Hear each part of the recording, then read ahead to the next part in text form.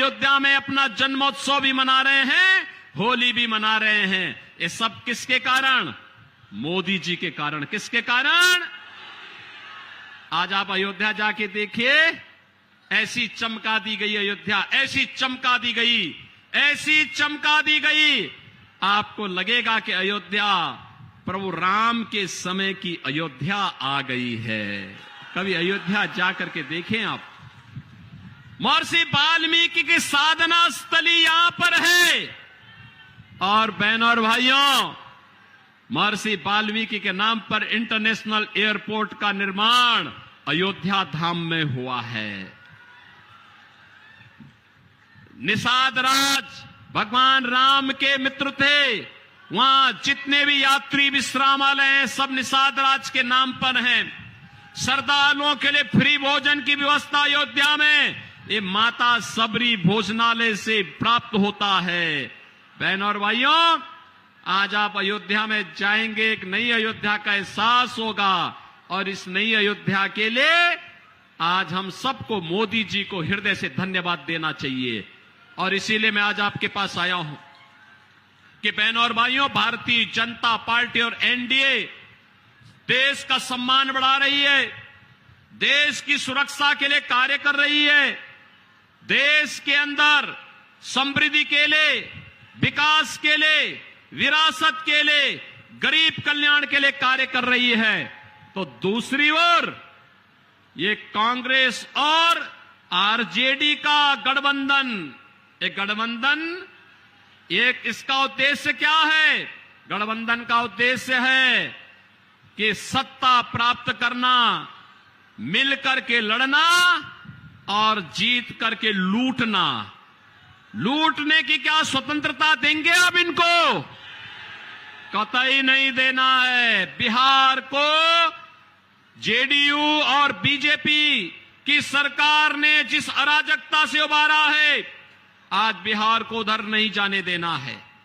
बहनों और भाइयों, मैं तो आपसे कहने के लिए आया हूं, मैनिफेस्टो में आप देखिए, मोदी जी ने कहा है हम आत्मनिर्भर और विकसित भारत बनाएंगे। लेकिन कांग्रेस और इनके सहयोगी क्या कहते हैं? बिहार में लालू जी कहते हैं कि सभी ओबीसी का आरक्षण मुसलमानों को दे देना चाहिए। क्या मिलना चाहिए क्या?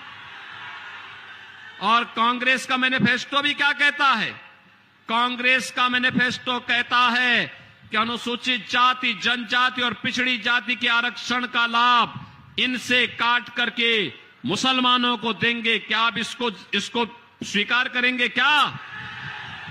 और बहनों और भाइयों, दूसरी खतरनाक बात जो इन्होंने कही है, वो कही है, जब राहुल गांधी से पूछा गया कि भाई गरीबी के लिए क्या करेंगे, क्योंकि मोदी जी ने तो 10 वर्ष में 25 करोड़ लोगों को गरीबी रेखा से उभारा है, मुक्त किया है, खुशहाल जीवन की ओर उन्हें आगे बढ़ाया है।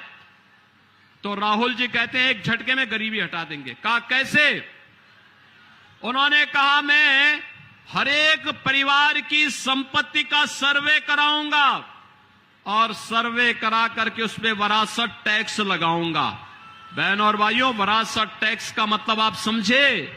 ये वरासत टैक्स का मतलब है आपके बाप दादों की, आपके पूर्वजों की जो संपत्ति होगी, उसमें से आधी संपत्ति ये लोग ले लेंगे और आधी संपत्ति लेने के बाद फिर उसको पाकिस्तान, अफगानिस्तान और बांग्लादेश से जो घुसपैठिए भारत के अंदर आए होंगे उनको बंदर बांट करेंगे। आप मुझे बताइए, आपके पास 2 कमरे का घर है, आपके पिताजी ने, आपके दादा ने बना करके दिया है, और वो 2 कमरे के घर में एक में आप रहें, एक कमरे में आप रहें, एक कमरे में जबरदस्ती किसी मुसलमान को, घुसपैठिए को दे देंगे। क्या आपको स्वीकार है क्या? क्या आप स्वीकार करेंगे क्या? अरे क्या हो गया इस कांग्रेस को? इसके अंदर लगता औरंगजेब की आत्मा घुस गई है।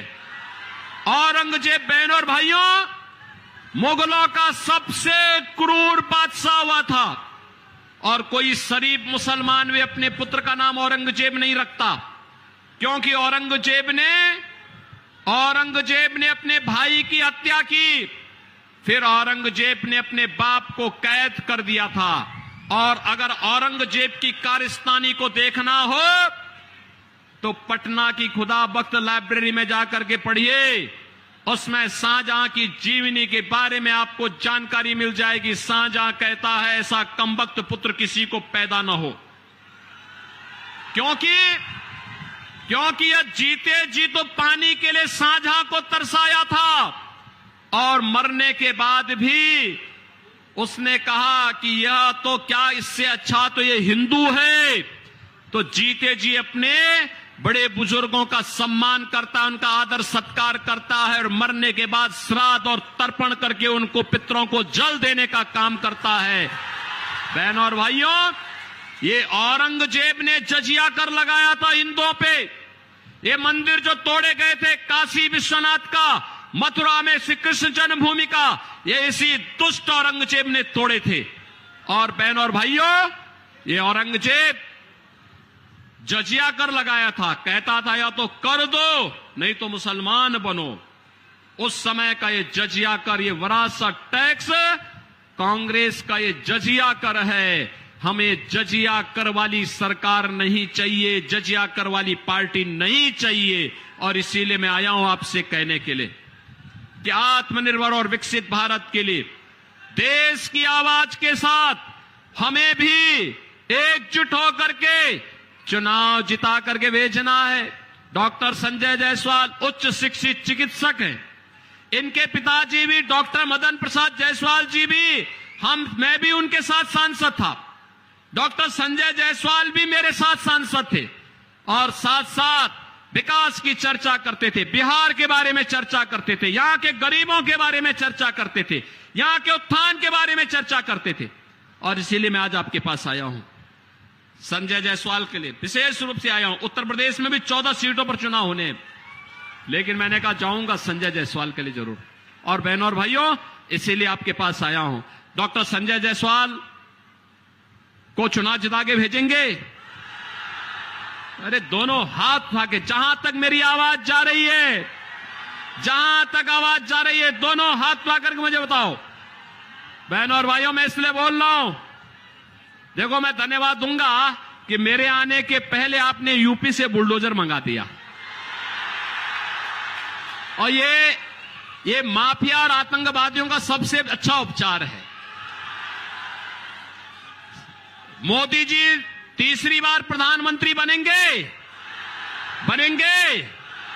इसके लिए संजय जायसवाल को जिताना होगा। जिताएंगे। कल एक दिन का समय है, एक दिन देश के लिए देंगे। इसके लिए आपको एक काम करना होगा। जितने लोग यहां पर आए हैं, आपसे मेरी अपील होगी, कल एक दिन 15 घरों में जाकर के जितने सदस्य होंगे, वयस्क मतदाता होंगे, उनसे कमल चुनाव चिन्ह पर वोट देने की अपील करके और परसों उन्हें मतदान केंद्र पे लेके जाना है। लेके जाएंगे। मैं आश्वस्त होकर के जाऊं, मोदी जी को आश्वस्त करूं कि यहां से डॉक्टर संजय जायसवाल भारी बहुमत से चुनाव जीत के जाएंगे। सहमत हैं? तो फिर मेरे साथ बोलेंगे भारत माता की, भारत माता की, भारत माता की जय श्री राम, जय जय श्री राम।